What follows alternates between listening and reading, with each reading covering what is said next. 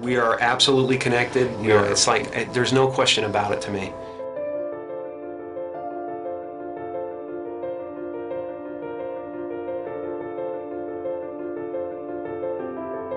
There's no separation. That's been physically proven by science. I think everybody's looking for something that they already have. I think the reason that we don't notice it is because we are so distracted by the human levels of our experience. Because you might not actually be what you think you are.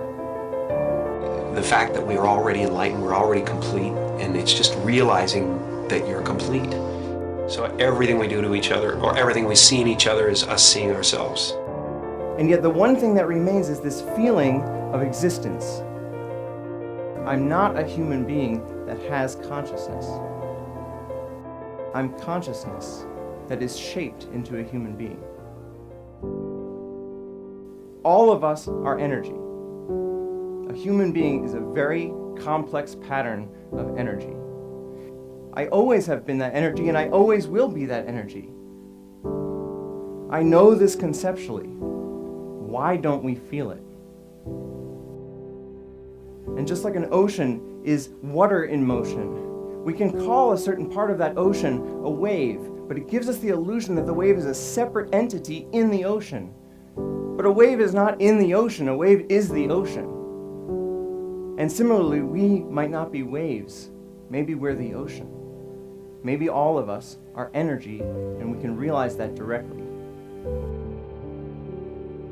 All suffering is based on the illusory separation that there's an individual in the environment, that there's a person that has to survive, that this specific collection of 1,000 trillion atoms has to hold itself together. But if I realize directly that I am energy, and I realize that the body and the mind are a temporary manifestation of that energy, then I can fully accept the death of the body and mind as something that does not happen to me, because I was always energy and I always will be.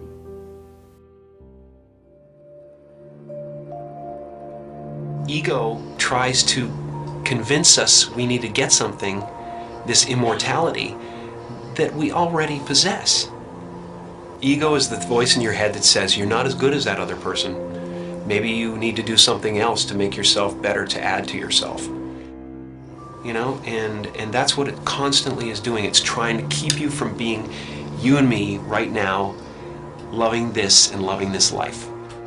Once you realize you're complete, then this life and everything in it becomes a play of form, something to toy with and play with and make something good out of, and it really isn't to be worried about. It's to have fun with. You know, everyone is looking for God.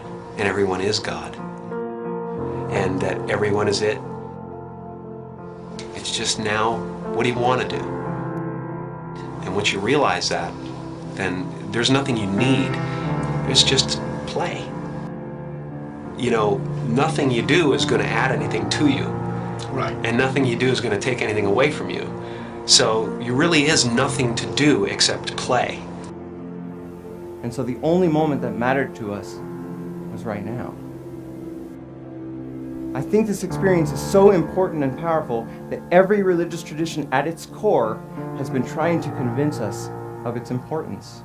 And if it's true, if the true end of all human psychological suffering is actually possible, it is the most important thing science could be studying.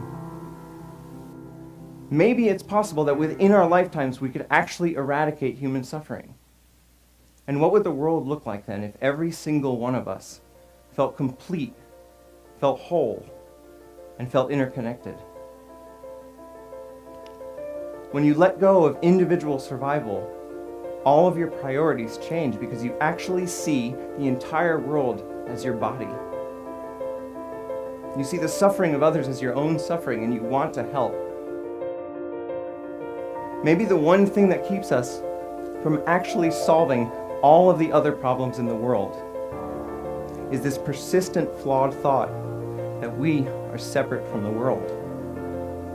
And maybe it's time we change our minds.